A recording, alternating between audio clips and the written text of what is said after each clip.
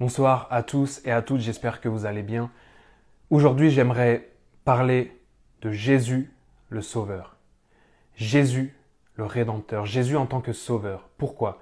Eh bien, parce que Jésus nous explique dans Matthieu chapitre 18, verset 11, que sa mission sur terre était celle de sauver. Il dit, car le Fils de l'homme est venu sauver ce qui était perdu. Qui était perdu? Eh bien, nous, les êtres humains, la création. Parce que la Bible est claire là-dessus. Tout homme naît pécheur. Tout homme a péché. Tout homme a déjà enfreint les commandements de Dieu, a déjà fait le mal une fois dans sa vie, et bien sûr plus d'une fois. Et alors nous avons besoin d'un sauveur. Parce qu'une fois devant Dieu, nous devrons répondre pour tous les actes que nous avons faits sur terre. Et comment nous justifier? Seulement parce que Jésus a pris à ma place sur la croix ma condamnation, mes jugements. Ce que je devais payer pour le mal que j'ai fait sur terre, comme si j'avais enfreint une loi terrestre, eh bien je devais payer une amende ou même aller en prison. Jésus a pris tout ça à la croix. Et Jésus, en tant que sauveur, si vous reconnaissez que vous êtes pécheur, si toi-même qui regardes cette vidéo, tu reconnais que tu as déjà péché et que tu n'as jamais accepté Jésus en tant que sauveur, que tu n'as jamais expérimenté le salut, ce si grand salut merveilleux que Jésus a pourvu pour toi, par amour pour toi, en mourant pour toi à la croix.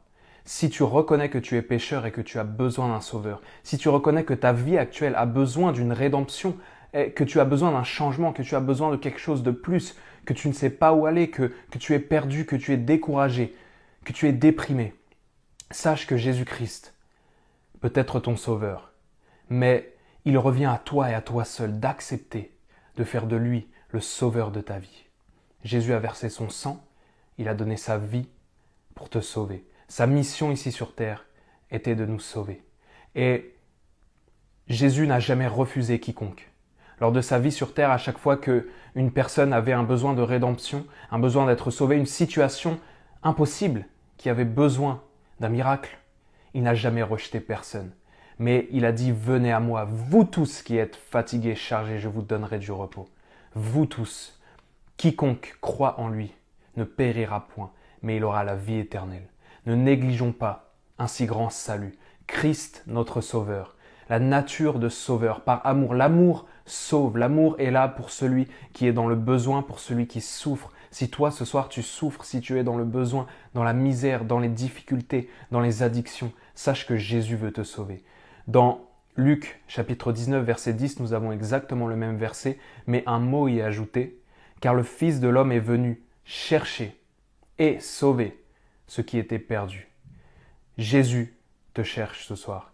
Si tu ne l'as jamais accepté comme ton sauveur, si tu n'as jamais accepté Jésus en tant que Seigneur et Sauveur, si tu n'as jamais expérimenté son salut si grand, si merveilleux, viens à lui, donne-lui ton cœur, reconnais que tu es pécheur et que tu as besoin d'un sauveur dans ta vie, que tu as besoin d'être sauvé de la mort éternelle et de venir à Jésus. Accepte-le dans ton cœur, reconnais Christ comme ton sauveur, car l'amour de Dieu, Dieu est amour, et si vous cherchez une représentation de l'amour, une personnification, une incarnation de l'amour, si vous voulez savoir même à quoi ressemble l'amour, regardez à Jésus.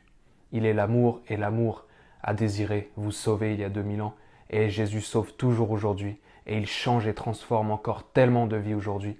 Et ce qu'il a fait dans toutes ses vies en 2000 ans, il peut le faire dans la vôtre aujourd'hui, dès maintenant, si seulement vous reconnaissez que vous avez besoin d'un sauveur et que vous faites de Jésus, le Christ, votre sauveur. Que Dieu vous bénisse et à demain.